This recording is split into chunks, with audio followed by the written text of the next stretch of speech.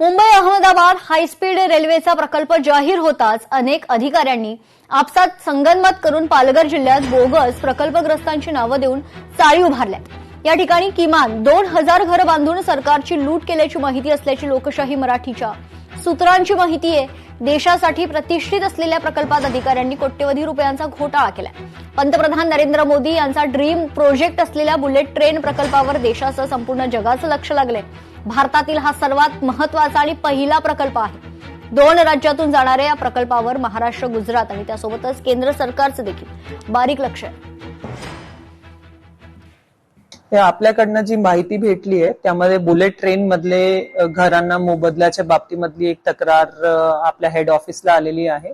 सध्या स्थितीत जे मी आमचे लँड एक्विजिशन ऑफिसर आणि बुलेट ट्रेनचे अधिकारी यांच्याकडनं माहिती घेतली त्यातनं असं दिसतोय की 131 घरांना त्यांनी मोबदला दिला आणि डिमॉलिश केलेली आहे।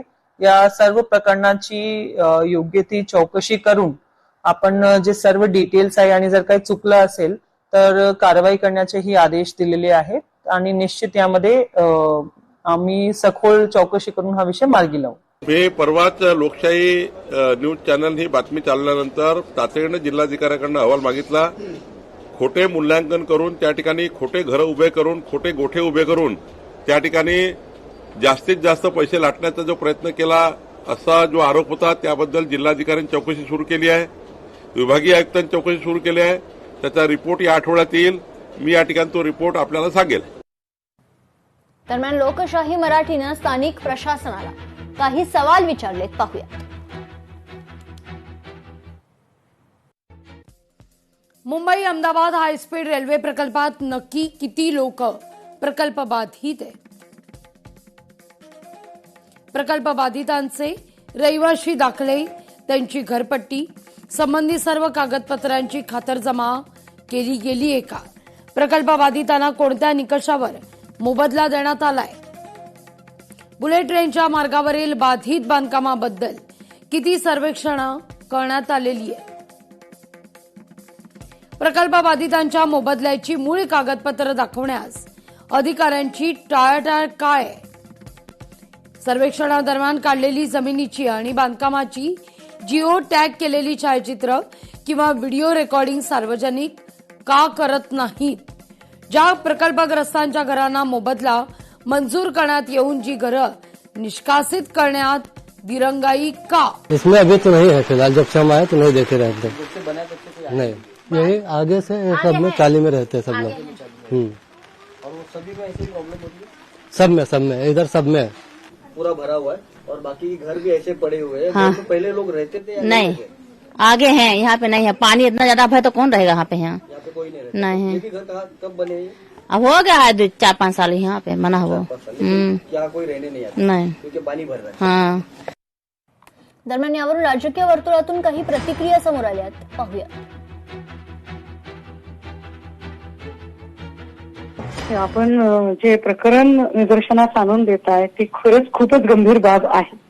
अशा पद्धतीने प्रकल्पग्रस्त म्हणजे जे खरे प्रकल्पग्रस्त असतात त्यांच्या याद्या वर्षानुवर्ष प्रलंबित आणि ते अजूनही मदतीच्या आणि नुकसान भरपाईच्या प्रतीक्षेत आहेत। आणि अशा वेळी जर हे एक प्रकरण उद्भवत असेल, खरं तर मला असं वाटतं की याच्यात हे सुद्धा चेक केलं गेलं पाहिजे की हे सगळे अधिकारी हे नेमके कुठल्या केडरचे अधिकारी आहेत।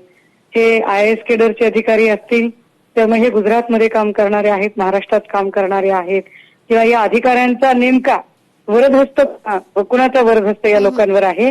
कारण आपण जी माहिती देत आहे त्यानुसार जर महसूल मंत्री बावनकुळे यांनी चौकशीचे आदेश देऊनही जर हे प्रकरण पुढे जात नसेल तर चौकशीचं नुसतंच नाटक केलं जात आहे का, की खरोखरच या सगळ्यांमध्ये सरकारचा हात नाही आणि अधिकाऱ्यांची मनमानी होते? नेमकं काय ते प्रकरण बाहेर आलं पाहिजे। बोगस औषधांचं प्रकरण असेल, बोगस बियाणांचं प्रकरण असेल, कितीतरी अशी कंपन्या आहेत की ज्या बोगस पद्धतीने नुसत्याच रेकॉर्डवर दिसत आहेत मात्र प्रत्यक्षात त्यांचं काम नाही आणि त्यांचा संबंध पुन्हा फिरून फिरून गुजरातशी येतो। त्यामुळे हे फारच सहज स्वाभाविक आहे, पण याचे राजकीय वरदहस्त आणि लागेबांधे निश्चितपणे शोधले गेले पाहिजे। सरकारची लूट सुरू आहे की सरकारमध्ये असलेल्या सगळ्यांनी संगनमत करून सामान्य माणसाच्या टॅक्समधला पैशाची लूट लावली आहे, हे पहिले आपल्याला समजून घ्यावं लागेल। जेव्हा पूर्ण सरकारमधले मंत्रीच भ्रष्टाचारी आहे, म्हणजे बिलकुल आता राम मंदिरमध्ये चोरी करण्यापासून तर आपल्या इथे कुंभमेळ्यामध्ये कशा पद्धतीनं गिरीश महाजन यांच्या जवळचे लोक मोठे मोठे 600 करोडचे टेंडर लाटून राहिलेले आहे, इतक्या अनेक गोष्टी पुढे आल्या आणि तिथेच रस्त्यामध्ये पडून 5 लोकांचा नाशिकमध्ये मृत्यू झाला. त्यामुळे भ्रष्टाचार इतका बोकाळलेला आहे की म्हणजे काम 20% करायचं आणि 80% भ्रष्टाचार करायचा, अशा पद्धतीचे काम आहे. आता हे जे आहे हे स्पष्टपणे दिसत आहे. पहिले तर तुमचं अभिनंदन. माझ्या मते तुम्ही ही बातमी पहिल्यापासून लावून धरलेली आहे. यापूर्वी सुद्धा मला म्हणजे मी जर चुकत नसेल तर मी याच्यापूर्वी सुद्धा याच्यावर तुमच्यासोबत चर्चा केलेली आहे तुमच्या चॅनलवर.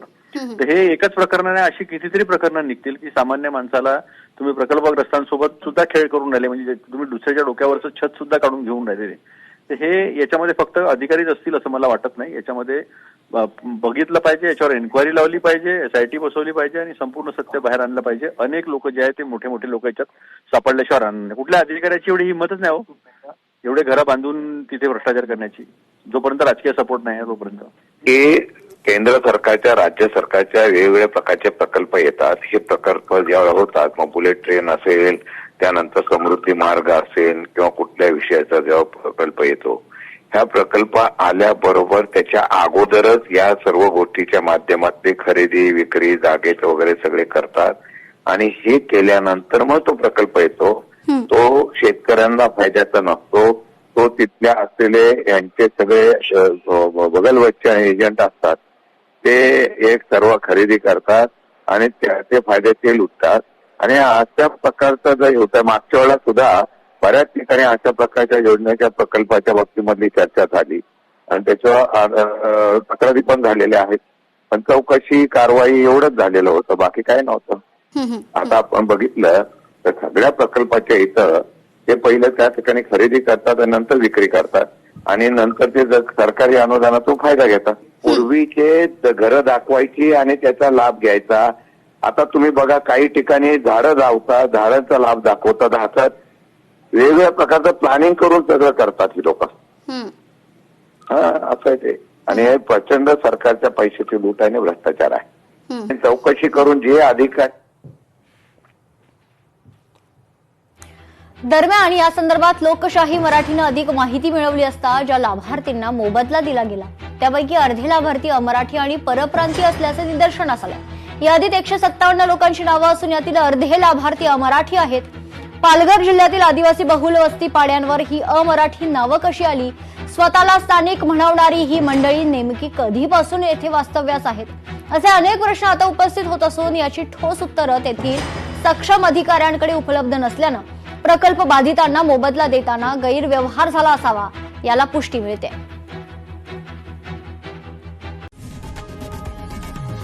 लोकशाही मराठी ऐका, पहा, जागरूक रहा.